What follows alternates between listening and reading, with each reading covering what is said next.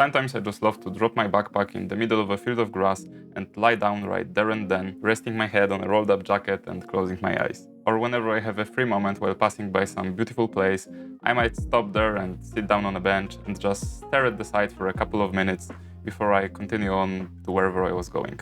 And honestly, just learning how to rest for a moment and admire nature was, believe it or not, one of the biggest changes in my life this year. Because I don't know if you noticed, but people don't really know how to relax nowadays. And I mean really relax, because entertainment isn't the same as relaxation. You're still consuming something, you're still doing something.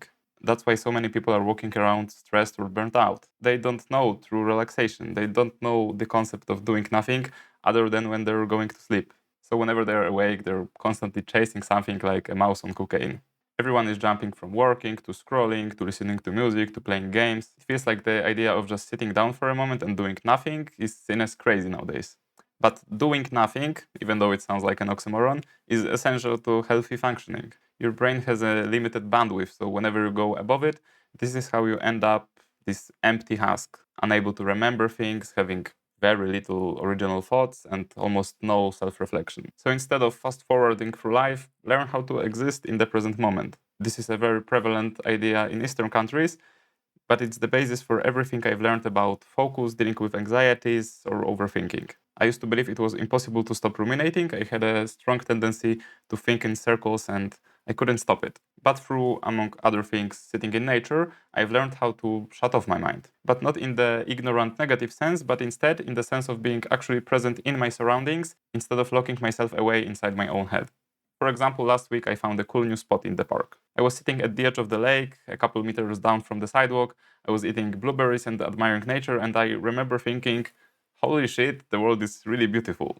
For a moment I had this blissful feeling, and this is the best I can do to put it into words. The clouds were in the perfect place, the water was so still, the bushes and trees covered everything else. But I was taking the entire picture at once instead of focusing on its elements or describing the view. I was really trying to be present in it, and for a moment it seemed like the outside world didn't exist. And the part about avoiding descriptions and trying to observe things instead of labeling them is something Taoists often preach. In their philosophy, they believe that naming things can restrict your experience of them because it reduces the thing itself into the associations you have with the given word. As such, it's impossible to describe the true nature of a given thing, because the process of description is always simplifying reality. In that way, labels can become a box that restrict you from seeing the ever-changing reality. This also touches on the study of epistemology and how much we can actually understand about the world, how much we can know of the true reality by using our senses. But that's enough of the philosophy in all of this. You might be wondering, what's the positive side in all of this? Why should I waste my time sitting on a bench in the park? I've got things to do, I've got fun to have.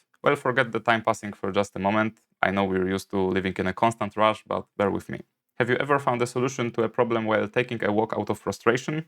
Or have you ever been struck by a great idea when showering or going to sleep? Those are glimpses of things that happen when you learn how to relax. I remember at some point a friend of mine asked me how I come up with so many ideas for all these YouTube videos or short stories that I used to write. And lately it's been really simple. I can just sit down and let my mind wander and ideas appear by themselves. Or when I'm paying attention to the present moment, I can observe what thoughts and feelings are passing through my head. And this can also become a YouTube video, just like the one you're watching right now. It all comes down to this central idea of focusing on the present moment. There is a reason why this simple idea makes for a core of many Eastern philosophies. Admiring nature is just one way to practice it, a piece of a bigger puzzle, if you will.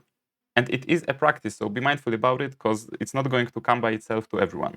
And let me leave you with one final thought about this. If you're looking to admire the wonders of nature, maybe don't immediately go traveling to the other side of the world if you haven't yet learned how to appreciate the patch of flowers next to the sidewalk. I will leave you with that, but if you want to get updates about my work, what books I've been reading lately, and what's coming in the future, you can join my newsletter on my Substack. The link is in the description. That's it for today. See you next time.